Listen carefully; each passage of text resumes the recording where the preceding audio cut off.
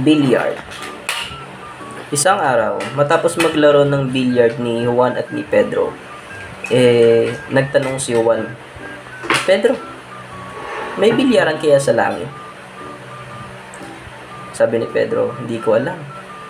O sige, magkasundo na lang tayo. Kung sinong unang mamamatay ay babalik sa lupa at sasabihin kung merong bilyaran sa langit. Okay ka ba doon? So, nagkasundo yung dalawa. Makalipas ang maraming taon, naunang mamatay si Pedro.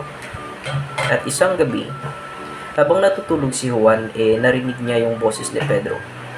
Juan, gising. Si Pedro to. Laking gulat ni Juan nung narinig niya yung boses ni Pedro. Ha? Ikaw ba yan, Pedro? Oo, Juan, ako to, si Pedro. Naalala mo pa ba yung napagkasunduan natin? Na kung sinong unang mamamatay ay babalik sa lupa at sasabihin kung merong bilyaran sa langit. So sabi ni Juan, Oo, Pedro, naalala ko pa yun.